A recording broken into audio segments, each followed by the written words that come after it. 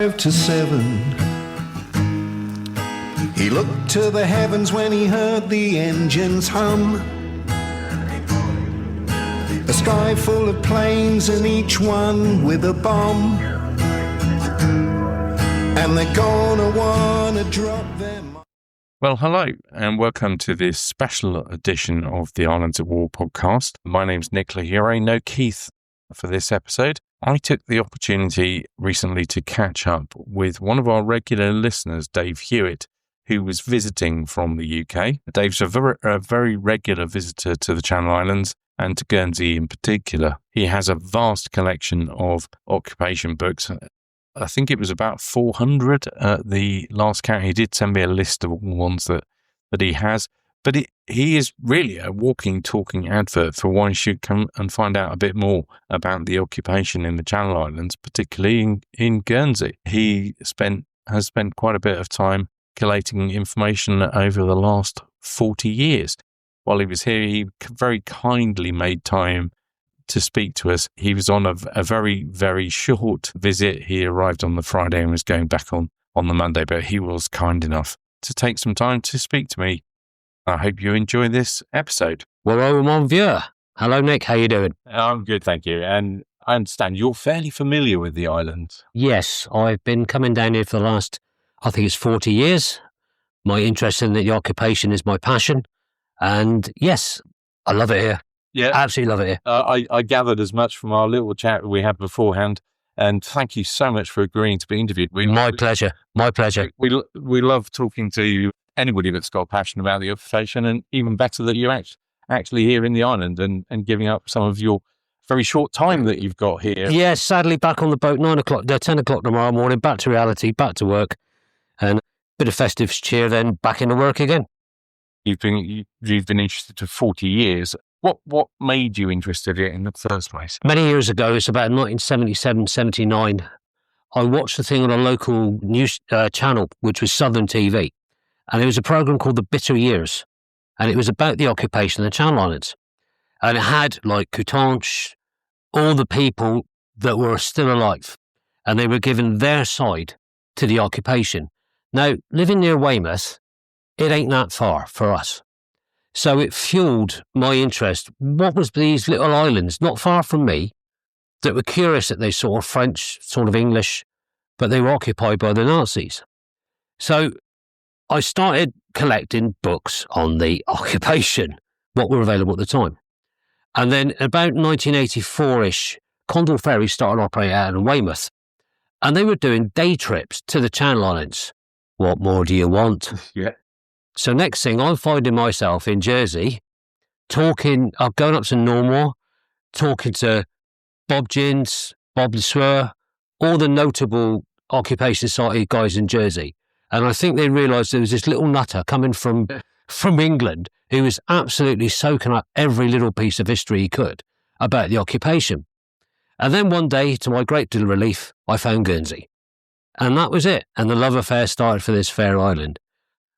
And I started meeting people. Ollie Bailey, bless you, mate, have helped me out so much and has put me in the right direction. And a few other people going up to see the museums, the bunkers, stomping around the island, getting more immersed in it, and then getting more books, reading more. I read every book I collect, and then getting objects. And it just inspired me. And it all started from there. And so it's been a journey. And I mean, it has been a journey, and it's a journey I'm going to continue doing. I must admit, you when you got in touch, you sent me a list of your books that you've got. And I think that possibly outside of the island is probably the most comprehensive selection of books related to the occupation. I certainly don't know anybody else. At the moment, I think we stand roughly around 350 to 400 books, pamphlets, newspapers, Red Cross letters, and other bits and pieces. But I know for definite the last count there was about 350 books. Then we got the DVDs, the talking cassettes. So, We've got, if I can see it, I'll buy it. I went down to Market Street this morning and I got a book I haven't had. So that was like, I haven't got this one. Yeah. So I've got that one now. So that's going off. I must admit, there is one second-hand bookshop in St. Petersport where if the chap spots me. I know him. I bought him this morning. He'll actually come beetling out the shop, and he's like, "Oh, I've got something you might want to see." Yeah, great bloke. I was talking to him this morning. Lovely. Yeah, they are great chaps in there. So that does lead to me accumulating similar sizes of collection as you have, and I've just had luck on some things as well, where a box of Guernsey crosses came up on auction in the UK, and I don't think anybody in the UK was particularly interested in them. Red Cross letters is another one. Well, yes, a friend of mine very kindly, he saw a picture frame in, I think it was Brighton, when he was in an antique shop. Saw a picture frame, and he was like, "Oh, I quite like that picture frame. I'll buy it." And then he realised there was a red Cross letter in it. And, wow! So he very kindly sent me the Red Cross letter across. So yeah, my mum's got a whole book of notes that one of our relatives wrote about the Red Cross letters that they had. But so I mean, it's a beautiful sunny day. You certainly picked the right weekend. Yeah, it's beautiful. I had a walk down to town this morning. It was just glorious to be back here. I do love this island and its people, and the occupation to me is a hell of a passion. I think it's very much a forgotten history. Yeah. And I think more people should be made aware of it. I have tried whenever I can to put the wrongs to right. When people have said about collaboration, fraternisation, my thing has always been, well, what would you do if your government have left you, abandoned you, and you're on your own? Yeah. What would you do? You've got nowhere to run to, nowhere to hide. Yes, but they didn't have a resistance movement. Well, where are they going to go to? What are you going to do? Yeah, this is a conversation I've had many times. And I've tried with lots of people to say, look, guys, what would you do? Yeah. What would you do? And 9 times out of people just don't know. Yeah. There's one piece in my collection that I value above everything is a V badge. And that was sent to me as a birthday present by Mr. Bailey. Yeah. And it was my birthday. I'd had a care package come up to England for my birthday. And I'm sat there and I'm going through it. There's some lovely little objects in our, Ollie, thanks, mate. That's fantastic. And suddenly a V badge dropped out of this package. I honestly was speechless. Now I can talk the hind legs off a donkey. I was speechless. And I'm holding this thing going, my God, that's a V badge. That's a proper V badge. So I phoned him up and I said, Ollie, cheers for everything. We're all good. Mate, there's a V badge. Oh, there ain't, is there? Oh, how did that get in there? I said, well, I better send it back to you. He said, no, mate, it's yours. It's a present. You deserve this for what you've done for us and for your collection. That was framed the next day, and that is the pride of place in my collection with a few other objects, and I treasure that because I think that somebody wore that during the occupation, and we all know if you got caught with one of them, that was 6 months in shared midi. Well, yeah, absolutely. And in fact, with all the episodes that we've just recorded, and Mr. Machon had made 2,000 of them. Yeah. I was wondering about one of the things that recurs in some of the diaries is the shortage of coinage. Yeah. and I kept thinking about it. I knew about the V badges and stuff, but I just hadn't appreciated quite how many of these things were made. I mean, he got done for making 2,000 of them. There were only 20,000 people in the island, and he wasn't the only one doing it. It's just incredible. And it's like when you walk up the Pollet and you see Lloyd's Bank and that iconic photograph of the Lloyd's Bank and the Germans walking by. Yeah. That always, every time I stop and I look at that and think, 80 years ago, a foreign invader was on your soil. Yeah, absolutely. And it always makes me stop and think. That's one of the photographs when I've done some occupation tours along with one of my friends, Joe May, who's a tour guide. And that's one of the places that we always stop and I always show the photograph. Yeah. But you can almost guarantee that 90% of the people on the tour will have seen that photograph. Yeah. No matter where in the world they come from, they will have seen that photograph because it appears in every document. And it was the biggest propaganda coup for the Nazis. Yeah, absolutely. It was an amazing propaganda coup. The whole thing. Onto books. There's Ollie Belly's just brought out a fantastic book called The Good Doctor. Yeah. I was very fortunate that I've proofread that. Yes, Ollie mentioned that to me when I spoke to him. He told me about it. He told me what he was doing. it was an actual, for him, it's a testament to his tenacity and his passion and also his determination. Yeah. And he's told me all about it. And I said, send us a copy. And he sent me the copy to proofread.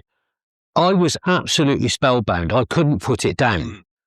To see that from a Nazi officer. Yes. Who's helping the Jews. Yeah. Who's helping people, who then gets out and has to go and join the Luftwaffe. Yeah. Turns up here. Yeah. Is helping the islanders. If there's one book in my collection I value, it's that signed copy that I've got and that first edition. Yeah. Because that, to me, that more people should read that to get a better understanding of the other side of the occupation, the German side of the occupation, because they loved it here. Yeah. Oh, yeah, absolutely. I mean, they were as happy as hell to be here. This is another recurring theme that I frequently get asked when I've been giving talks in the UK or attending events in the UK, and people are, well, I assume none of them ever came back. And it's like, no, they did. They loved it in so much. I interviewed a gentleman in May, and he told me all about how what is now St. Pierre Park Hotel, but was Weimera at the time, and he lived across the road. And him and his younger sister, one of the Germans from there, used to come across and on alternate weekends take them there to give them food. Yeah. And then he subsequently came back, and they kept in touch. And, they came back on loads of holidays. My grandparents ran a self-catering cottages for a number of years, and they had lots of people that came from Germany just because they wanted to come back here and visit. Well, where do you want to go? Here or the Russian front? Well, yeah, exactly. Simple as that. It's fairly simple. Hello.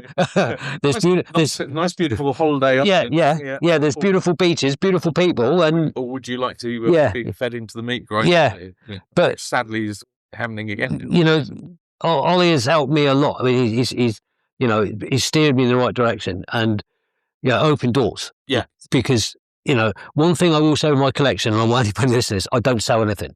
No. My house is full of stuff. Yeah. It's like a museum. What with the books, the bits and pieces and all that. But it's mine. And my son is currently in Australia. Mm-hmm. And he said to me, Dad, I want that. And I said, you can have it on the caveat that you never sell it. Yeah. So it's a great collection. It's all right. I love it. I'm still at 63. I'm still keeping going with it. And I think more people should know. Mm.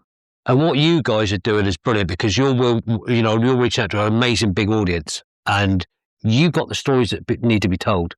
And for anybody who comes to Guernsey, walk around these streets, you're walking in history. Yeah. You're walking in footsteps. Yeah, and the guys at the archives here, just down the road from where we're actually at, the guys there are so helpful. They indulge my every random request. when I was looking at one particular thing, my friend Alistair Davidson said, well, you know what the answer is? You need to go and look at the shipping records for the harbour for that period of time, and then you'll be able to work out if that was feasible or not. And so I emailed the archives, and Caitlin from the archives, she said, oh, yeah, we've got those. And they are so super helpful, and they've got so much information. And you never know what you're going to turn up. This is another thing that gets mentioned to me is, well, surely it's 80 years on everything. Everybody must know everything that happened.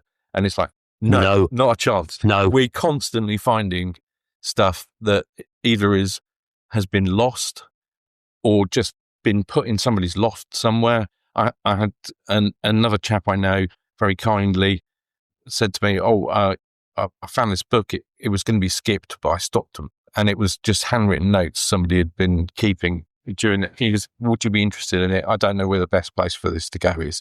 Thank you very much. That's mine. Yeah, there is just so much that you can find out. And just quite often people say to either Keith or myself, oh, it's probably not of interest. We'll get an email. This probably isn't of interest to you, but, my great-granddad was there, or my granddad was there, and I remember him telling me about this. And it's just that the tiny snippet of information that they think is completely insignificant and we probably won't be interested in, that actually then joins up between two other things. And you're like, that makes sense now. And we understand that, and then you go off to go and look for something else and it really, really helps anybody that's interested. I went to a funeral of a dear relative over here, a fantastic man. And we was at the funeral, was up at Cherbourg, and I was like pointing in the right direction, and this guy said, "Do you want to talk to him?" "Hi, hello, my name's Dave. I'm a believer, relative, friend of the family." So he said something about, "You're a bunker?" "Yes, eh?" He says, typical girl. "Yes, eh?" He says, "I've got a bunker in my garden. It's a home cinema now." I'm like, all right. It turned out his grandfather was literally the first commando raid up Cherbourg. Oh, okay. Yeah. His grandfather was the man that opened the door to the blacked out faces of the commandos, and they beat him up because he had a stammer. Yeah. And that was his great granddad. So then they took him down the morning, down the Falcometer tour down here, down in St. Peter Port, to say, "Why is all Germans?" "Well, there's nobody beating you, that's it." Yeah. Then they found out it was a commando raid. Yeah. They captured the guy, and the guy actually was a big Scotsman apparently, and went back and apologised. Okay, yeah. And that was just an off chance talking to somebody at a funeral, sadly. And you do glean bits of information, but the sad thing is now the oldies have gone. Yeah, they're very few and far between. And you talk to somebody, "Oh, my granddad or my aunt's got this," and then suddenly my antenna goes up. Yeah. And it's like all my books, I've read every one of them. Yeah. And I've gained so much information through various channels. Some books I read and think, "Oh, that is so wrong." Yeah. Oh, sorry. I won't mention names. Yeah, I know exactly. Yeah, and I'm like, "Oh, you're talking absolute rubbish." Yeah. But it's in the collection. Yeah. Everything's a balance. Yeah, exactly. So that's where it's come from, is just my love of this island, of its history, of its people, and of that part of history. So when you travel around here and you see bunkers everywhere and you see this, that, and the other, I want to go down and look at them. I've got the torch ready and I'm off. Yeah. I'm on a planet, I'm on a mission, And like having great friends over here that are in the society that have literally led me down a path that probably wouldn't be open, but it's now open to me, thankfully. And thank you very much, all of you, for your help, because I think you do realise I'm very passionate about this, and I'm learning more every day. This morning I'm walking up the road here, and there's a pub on the corner, and I noticed there's a route sign. Yes. On the corner. I went, "That's German." Yep, it is indeed. Yeah. Annoyingly, there's a lamppost in there. Yeah, now, but that was just like, still there. Yeah. Anybody else would walk by that. Yeah, they don't know what to. And I was like, "That's a German road marking."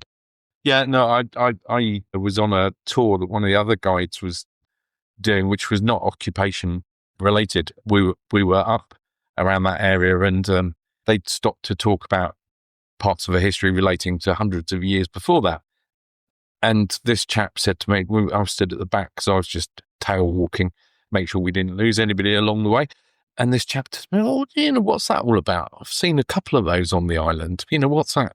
So I explained it to him. He's like, "Oh, I never knew what that was." And he was a local guy. He was like, I've seen a couple of those around, because there's 2 or 3 other ones that are kicking about, which thankfully have been preserved. Because most people just wanted to get rid of that sort of stuff, understandably, straight off. And and it was like talking to people. I was very fortunate to talk to people that were alive during the war, maybe young, but I never, to my absolute terror, I should have done it, was tape them.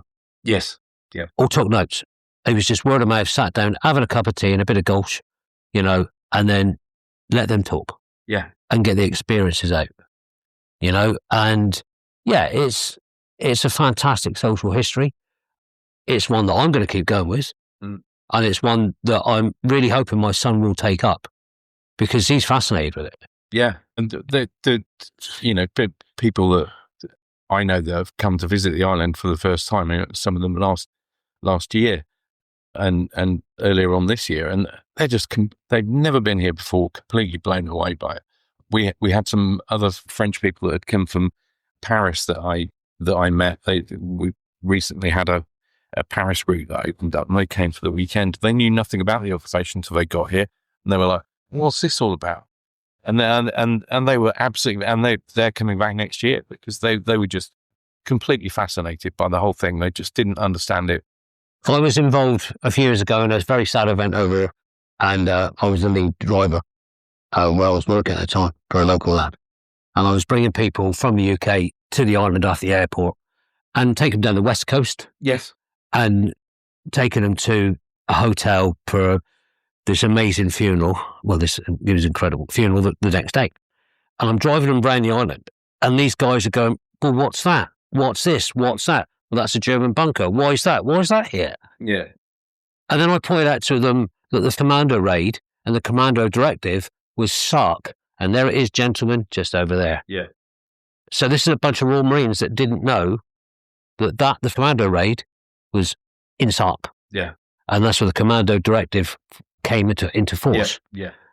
And people were just blown away that something 80 miles from the UK is history. Yeah. You know, when I've been to Alderney, my Lord, that blew me away. Yeah. The amount of fortifications. Very fortunate. I met Trevor Davenport, who took me around the island, gave me 2 days of like amazing tours, and I went back home elated. Yeah, sure. And you know and it just fuels. There was one night I was at Landcrest Common up at Bunker Hill. Yeah. I just stood there. It was a beautiful night, and I'm thinking, 8 years ago there were Germans walking around here. Yeah. It's just mad, isn't it? And it's like, and those houses were there. What did they see? What could these walls tell? What could these bunkers tell? You know? And I had a friend, and they were convinced that they used to see a German sentry walk, the ghost of a German sentry walking through there. Hey, I'm not here to judge. No. But if that's what you saw, that's what you saw. You do get stories like that down at the Valak bathing pools. There's a story that the Germans can be seen marching down there, ghosts of Germans, and it would kind of fit because there are a number of photographs of Germans marching down there to go swimming at the bathing pools. So it's just a bit, yeah, but it's incredible. And I know other people have said that they've seen not necessarily a German soldier, but strange things in around bunkers, which they just can't explain, and just things that have moved. I knew a lady who lived in Sark, and she was convinced that things were moving around her house, and it had been used by the Germans during the occupation. And she'd be like, "I'm not going mad. That light was on a different table in that room. I haven't moved it. No one else has been here." It's just it's a little bit odd. And there's a beautiful book, Mind Where You Walk, and it's about Sark. Yes. Werner Rang and his wonderful wife. To my everlasting sadness, I never got to meet Werner and his wife. I read that book, and honestly, it moved me. This wonderful love story about a German medical orderly and a local girl. Yeah. And how they got together, and after the war and brought back. And then Werner was made a member of the British Legion. Yes, he was. You know, and he ran this thing, and there's this beautiful, this thing about them, and it's fantastic. And I kept saying to myself, I must go to Sark, I must meet Werner and Phyllis Rank. I then heard that, I think Werner died first. I think so, yeah. Yeah, and Phyllis died shortly after. Yes, it was fairly close together. Yeah, and I was like, I missed a trick. I wish I'd gone and met him, because reading that book, Mind Where You Walk, was incredible, you know, and that just showed you that true love can conquer all. Yeah. It doesn't matter about... Yeah, I mean, it'd make a great movie. It would make a great movie. Not even for anybody that's interested in the occupation. No, but it's like... as a story about that, yeah. It's like the Guernsey Potato Peel Pie Society film. Yeah. A lot of people slag that down. The book is great, because I think what it does, it shines a light on the unmentionable. Yeah. Jerry bags. Yeah. The babies. Yeah. The love stories. So in that, though I know it wasn't filmed there, and lots of coons have had a go at me about it, you know what I mean? Oh, we didn't get rowed out to a boat. We walked down on White Rock, eh? And you're like, yeah. Oh, it was filmed in Devon, eh? Yeah, all right, I know. Yeah, I'm from Dorset, mate, so, don't talk about it. Yeah, I don't talk about them Devon people. They're the other county. And that was a good book, but it shone a light on a darker piece of the occupation. Something that, and let's face it, the kids were welcomed with open arms after the war. Yeah, absolutely. And there were some endearing love stories. Call me a blatant old romantic. I think it's all bloody wonderful. Yeah. You know, but I've had that conversation with people before as well. They said, why did this happen? And it's like, well, just think back. What would you do if you were like 19, 20? You've not seen anybody for donkey's years. It's just human nature, isn't it? There's a great saying of an old lady, and that she said, they said to this lady, so what were the Germans like? Mm. And apparently she looked round and she went, so young, so smart, and so sexy. And John Nettles said that, and John is fantastic. I've never met him. I wish I could. I'd love to meet John Nettles. He's wrote some brilliant books. Jaws and Jackboots. Brilliant book. He's a brilliant chap. I don't know if you've ever seen it, but it's funny and interesting in equal measure. He went to Germany and gave an after dinner speech. Yes. And that video is just brilliant. It's on you if anybody's listening and wants to watch it. It's on YouTube. Just I think probably put in John Nettles in Germany and it'll probably do the trick. Yeah. I'll put a link in the podcast notes after this. And that is, but John knows so much stuff about the occupation. I have been lucky enough to meet him on a couple of occasions, quite a few years ago now. And yeah, he's just a brilliant speaker and just absolutely fascinated. I think his degree was in history, actually. Mm. And he's Cornish. He's from the southwest. He's from the southwest. So yeah, he's okay. He's all right with me. He's in another great God's county. You know, he's another place that I love. I love Cornwall as well. You know what I mean? But going back to the potato peel thing. I mean, it's been great for Guernsey tourism. And I totally get what you're saying about people complaining about it not being filmed here. It does present the problem of when you get people who come over and go, I want to go and see where the harbour where well, no, you just come in at the harbour where they were evacuated from there. No, it doesn't look like this in the film. I want to see the one that's in the film. And he's like, well, you better get on a boat to England then. But it's generated that interest. And I think that's the thing. People that would never have been interested in the occupation or not known about it at all and have seen the film and then gone, okay, I know this is a fictional story based on fact.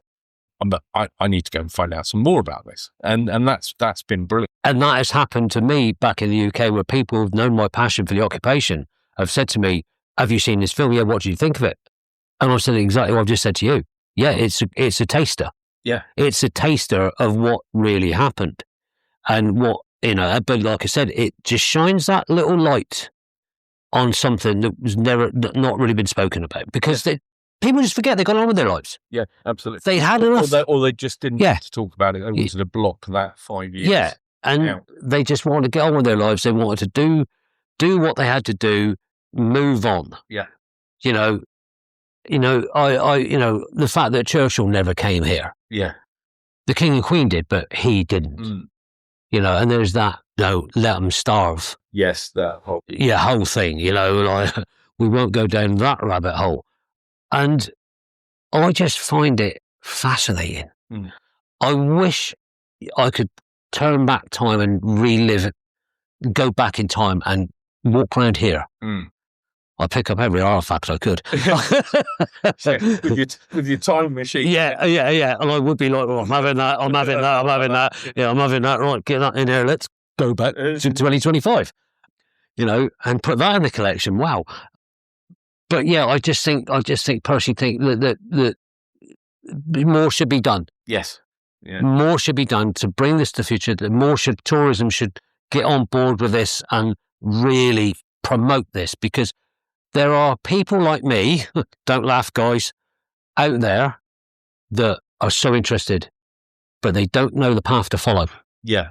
Yeah. And it is tricky. I mean, but with us being a group of islands, you've got to know how to get between them. Yeah. And work out, how can you get between the islands and what's the most cost effective. And with the sad demise of the island routes from like Jersey, from like Poole, Guernsey, Jersey, Poole, yeah. And now all that's gone. It's going to make it even more difficult for people. So you've really got to choose your island.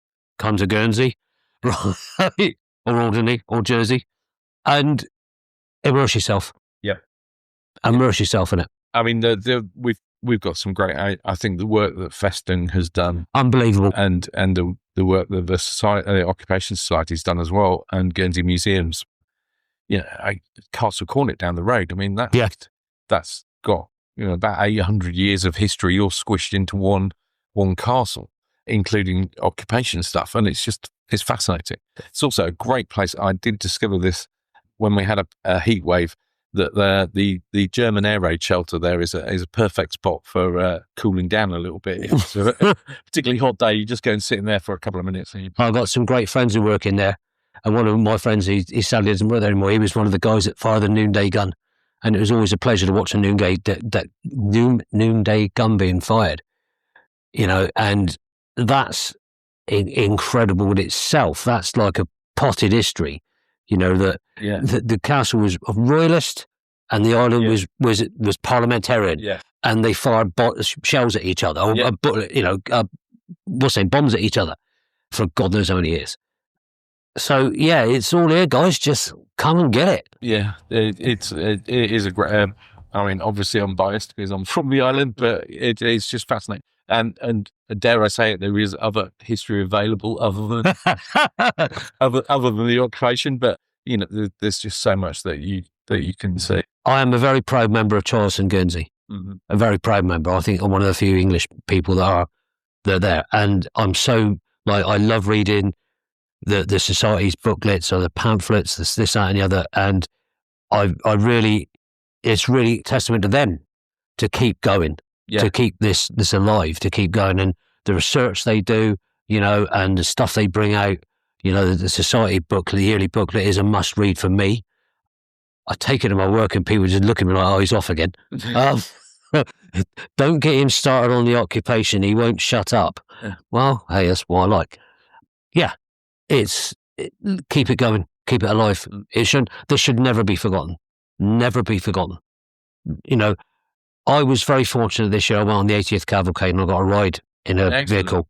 And I actually... I'm guessing that was probably sorted out for you by Mr. Bailey. Yes, it was. And Ian Quinn. It was Ian Quinn's recovery truck, bless him. Oh, nice. Yeah. And I actually dressed in Force 135 uniform.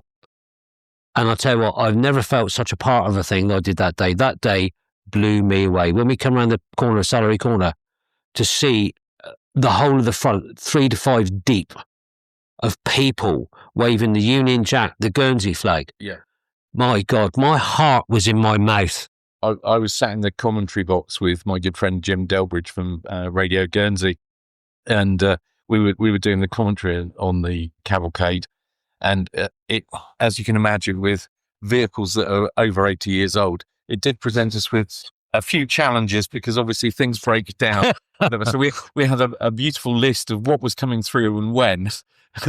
Yeah, but first, it's that old adage about no plans survives first contact with the enemy. We were fine for about the first, I think, probably 20 vehicles, and then after that, it was we had somebody spotting for us.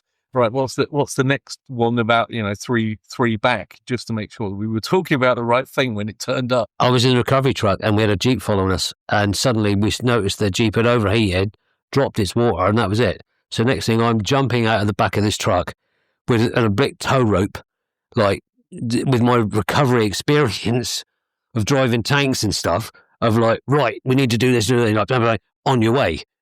I didn't secure it properly, and this is the rough step. So I'm now embarrassed, jumping off, remaking it properly, and dragging this Jeep back into town, and the whole day was just incredible. But to be in uniform, to be in period uniform. Yeah. I recently got a Force 135 medal. I've been looking for one of these for years. Very, very rare. Very rare. And I was in Rhodes. I was on holiday in Rhodes. And I just eBay. Oh my God. Oh my God. It's there. I immediately bid on it and I put a substantial amount of money on that bid because I'm having it. And I remember sitting in my hotel room, counting it down. 2 seconds. I thought, any minute now, you've won. I think I woke the hotel up because I was dancing around my room. I was on my own. I was dancing around the room, yes, I got it. Yes, I got it. And when I got back to the UK, came to my house. And I've got a great friend in England who frames all my gear, all my stuff, my posters, my everything. And I took this to him, I said, so look, this is how it goes. I said, I've got a Channel Islands, I've got a Guernsey Civilian Occupation Medal. I've got a Jersey Civilian Occupation Medal for the people that went through it. I've got a genuine Force 135 patch, and I've now got this medal. What's it all about then, mate? So I told him, wow, leave it with me. Pride of my place in my house is that frame and my V badge. And as you walk in, it's the first thing you see, with a few other plaques and stuff, but that's the first thing you see. Yeah. And to get that medal, and when I watch any footage now, Force 135, I think to myself, the guy's there, I've got his medal. I don't know who it was, because it came, but it doesn't matter. I know that I've got that piece of living history in my house, and it will be literally cherished till the day I die. Yeah. I know, when the boy takes it all over. And if he does sell it all, I will haunt him forever. Because I said to him, what I would like to do is I would like the book collection to go to Caius Guernsey or to somebody who will appreciate it as a reference. So I said to him, if you don't want it, that's what you do with it. You don't sell it. You give it to somebody who's going to appreciate it. I said, because most people won't. But yeah, that whole day was, I just went back. I won't forget that day. Yeah, one of our other listeners, Kerry Thomas, who lives in Wales, a good friend of mine, he came over for the weekend, and he was just completely blown away by it. He'd been to Guernsey before, and he'd been to Jersey as well. I won't mention that bit. Sorry, Jersey listeners, but he was just completely blown away by the whole thing. I mean, it was a whirlwind of 3 days that we spent with him. We went to the airports or the aircraft that were being displayed up there, all of the vehicles, took them around a few of the sites and things. So it was, it was great. I've always said to people in the UK, if you want to see pure patriotism and if you want to see an amazing day, you come to Guernsey or Jersey on May the 9th and you will see what it's like to be free.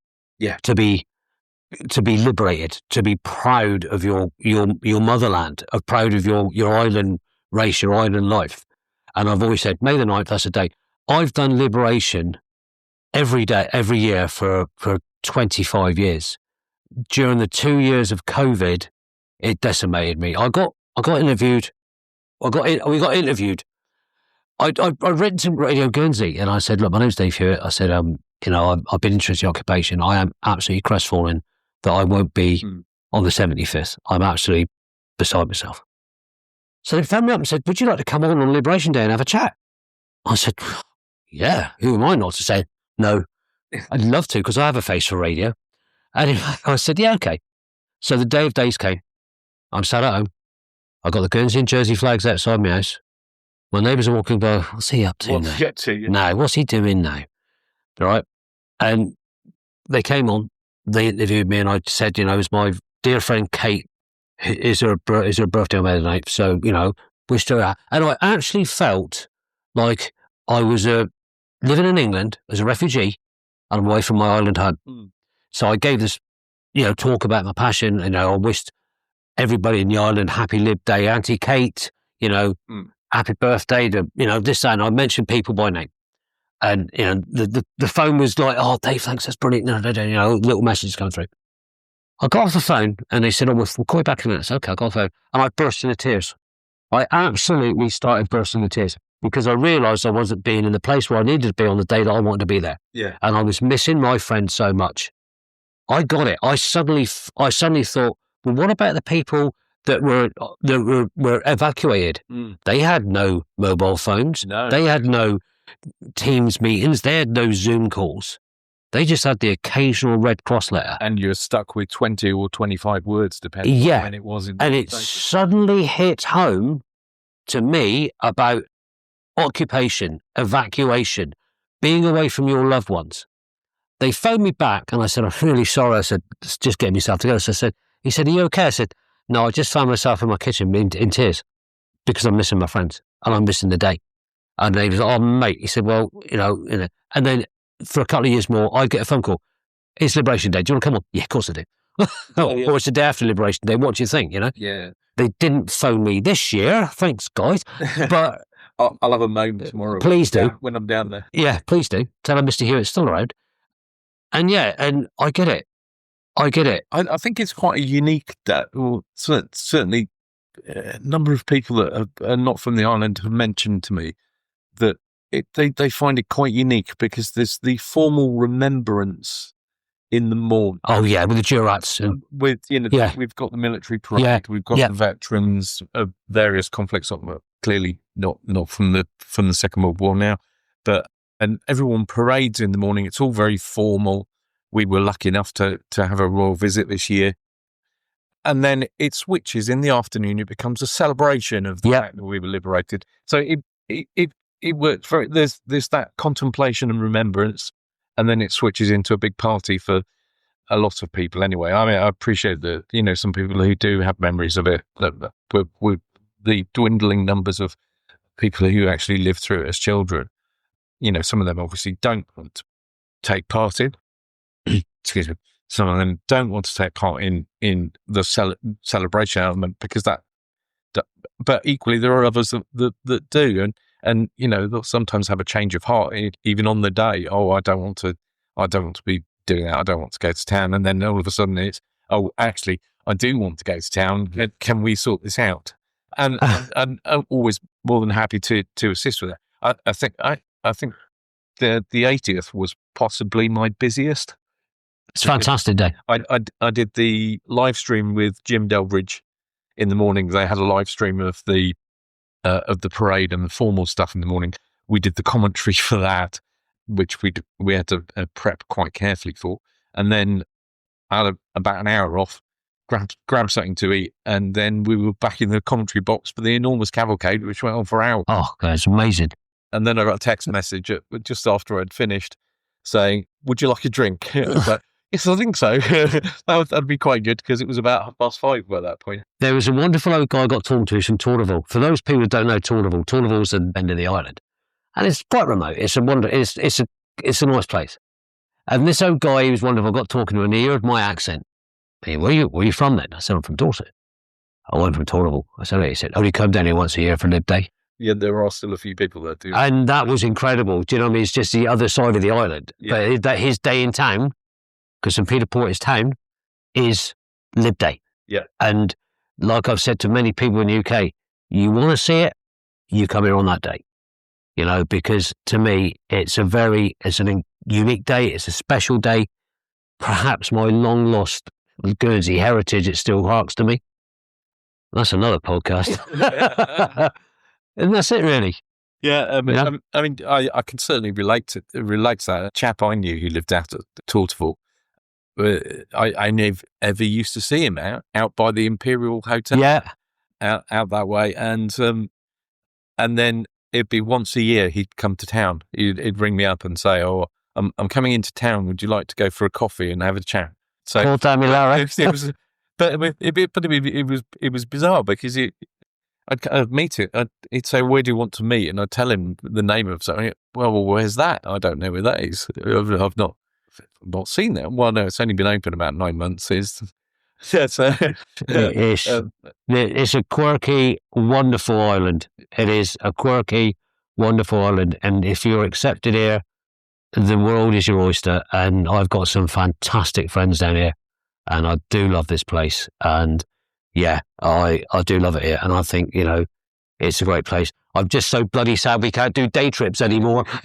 Well, yes. I mean, one of the things that I hadn't appreciated until, gosh, I think that's 2023, was I went to the Tank Museum with some of the other folks from the independent company, and we stayed in Weymouth because it was the nearest place we could get.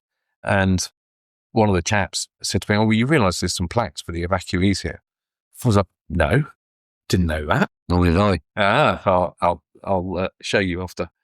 Yeah, there's some plaques for the evacuees. I will refresh my memory as to exactly where they are, so you can go find. But yeah, I never knew about. To be honest, I never knew about that. And well, the No Thought in Weymouth, which is a great attraction, which I'm a proud volunteer. They there's no fort on the evacuations, fired a salvo across the bows of an incoming ship from the Guernsey. We had the refugees in it because it didn't have recognition signals. Oh. So they literally fired a a shot across its bow. Yeah. And it was like, contact, look, we're women and kids. We're coming from the Channel Islands. And then they came in. And a dear friend of mine who got evacuated, he's sadly dead now, bless him. Wilson Tomb, an amazing Guernseyman, amazing stories. I would be enraptured with Tim Wilson. Is his wife called Muriel? Yes. I used to work with Muriel. Well, it's a small world, isn't it? Yeah, fantastic. You go to their house, middle of summer, there would be a coal fire going. You would go in, you would sit down, you would be presented with gulch and tea, and then Wilson would start telling his stories. There's a fantastic photo of Wilson, me, and my son. We are spellbound by Wilson's stories. And Wilson said the first train ride he ever had was when he went to Weymouth, evacuated up north. Yeah. Muriel was fantastic. Yeah. The food there was always good. The beautiful people, absolutely beautiful people. I missed those two, and I missed Wilson's stories. Yeah, I can well imagine. I interviewed a chap called Frank Ozier for the podcast, and it's funny you mentioned about train rides, because that's something that he also mentioned, was it was a bit of an adventure because he'd not seen they didn't never seen the steam train. Not seen the train. They didn't know what steam train. They did steam trains in Guernsey, and capturing the essence and the book, the day the Nazis came. Wilson's in there, the Sanguine Wilson Tomb, and I'm like, I know that man. I've sat with that man. Yeah. I used to go and visit him, and Muriel and the family. They're fantastic people. His son's still alive. He's down in Australia. Good friend. We've got quite a few listeners in Australia, actually. Yeah. Including Werner's, I'm trying to think, his grandson. Well, did you know they do Liberation Day in Perth? Really? Yeah. There's a few Guerns down in Perth, mate. They do Liberation Day. I've seen a few people that I know that have put flags up and things like that. Yeah. There we go. You learn something new every day. Yeah. Something that we were saying earlier. There's always new things to learn about it. But like I said, it's a testament of the power of a television program. If I'd never watched this, I would have never started this journey. Yeah. And I watched it. I was 16, 17 at the time. And it fired my imagination. And it was just consequence that Condor started doing day trips. I started going to Jersey. I belonged to Charles Jersey for a while. Mm-hmm. I got off here one day by mistake. Yeah, I know. It'd been a long night. I'd just driven back from Faz Lane overnight. And literally, to get off here, and I remember walking through, and I showed you a picture of the little fridge magnet. Yeah. Well, that was the first fridge magnet. The first thing I ever bought here was Fort Simrose. I've never seen one since. Mm. And I treasure that because that was my first time here. Yeah. And I walked around and I just felt, I've been here before. And that was part of the family history from way back when. But then meeting people here, going to like Richard Young's Occupation Museum, the Signals HQ, La Valette, but the Bolsheviks place down La Valette, and all that. And then I wanted more. And then the book collection started growing and growing. A minute a book comes out, so when your book comes out, I will be critiquing it. I'll send you a copy. Please do, because I bought one already. I've got it on pre-order. Okay. You can send me one anyway. I read everything. Mm. I did one for Jersey War Tunnels, and they said, we've already got a massive collection. Could you read our book? I read it, and I said, yeah, I'll read it for you.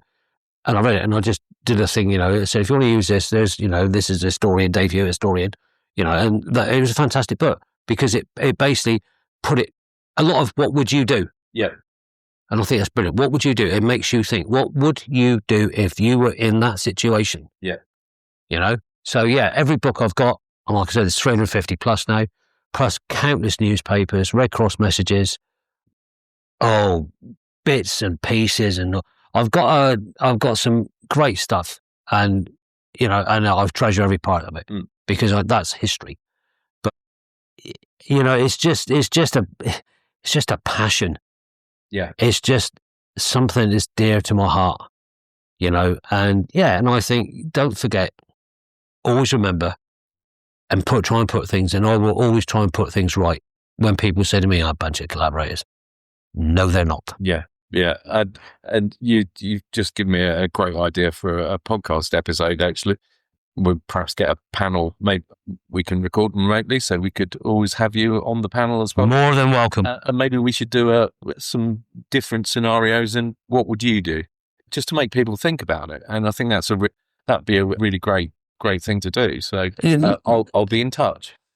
Like I said, when I had to do this I had to do this amazing thing for my old work at my lecture, and as I said, you sat in the Channel Islands. It's a beautiful place. It's summer of 1940. The Germans are sweeping through Europe. They're at your door. Yeah. The British government have abandoned you. It's an open door. Mm. You can evacuate. You can go. You could stay. What are you going to do? Yeah. You stay. You're under the Nazi yoke for 5 years. What would you do if you was under that situation? If you hadn't fled? Yeah. If you hadn't gone? I've got one great piece of article at my house that I treasure forever. Mr. Blondell. Yep. He was a state dairyman. Yeah. And he had a pass to go to the airport. Yes. So July 1939, there's his pass to deliver milk to the Royal Air Force. Yeah. And the next one is his pass, July 1940, to deliver milk to the Germans. Yes, yeah. I've treasured that. It's framed, and that is just, to me, one of the best, along with my V badge and my Force 135 collection of medals, that just says it all. Yeah, I think it's the contrasts, isn't it? Hmm. I mean, another of the photographs that most people who listen to the podcast will probably have seen, because it appears on every documentary and it's every newspaper article that ever gets published in the UK or pretty much around the world, where the German soldier outside with the sign that says RAF headquarters. Yeah. That's just another. Or the British Bobby with the German. Yes, that's another one that it's all. That is like that. Like I said, if you're in Guernsey, you walk up the Pollock, you look at Lloyd's Bank, and there's the iconic photo that says it all. Yeah. That says it all. I was told about the police over here were they had the Robin Hood thing going on, which you probably explained on your podcast. But a friend of mine's granddad was actually a policeman, and he got caught with the Robin Hood thingy. And he said they would often, at some of the steps, the Germans would come out drunk and they would just put their foot, they would fall down the steps. Oh dear, how sorry, Prince. Yeah. Are you all right? Yes. Funny you should mention that. I've been told that story by somebody as well. So yeah, I knew somebody whose granddad was a copper. Yeah, they might be given a gentle, a bit of an assist as they're going. And if you come to Guernsey and see these steps, my God, they are long steps down to the harbour. I've walked them sober, and that's enough. So there we go. Dave, it's been an absolute thank you. Thank you so much for my pleasure. And I'm sure you'll be appearing on the podcast again in the future. Well, I like to hope so. I like to think so, because I've really enjoyed it, and I think any of those listening can see that, this Dorset man is totally wrapped in the occupation. I love it. Just say thanks to some great people over to Ollie for an amazing book. If you get a chance, please read The Good Doctor, because it's an incredible book, and it really is. To other guys over here, too many to mention, that have been helpful and really good friends. Thank you. Thank you, Dave. Well, I hope you agree. That was a really enjoyable chat with Dave, finding out more about his passion for the occupation of the Channel Islands, and also his passion for making sure that people outside of the islands get the correct story. So we'll be returning to our regular episodes after this one. So November 1943 will be our next episode that will be released. That'll be coming out in a week's time, followed by Christmas 1943. As I previously mentioned in the podcast that went out on Boxing Day, unfortunately, we didn't manage to get schedules aligned in order to do Christmas 1943 on Christmas Day 2025. Unfortunately, a few scheduling hiccups came along, which meant that neither Keith or I could get our schedules aligned in order to be able to record. So don't worry, it is coming, and it will be relatively close to the Christmas period. Thanks very much for listening, and I'll say cheerio.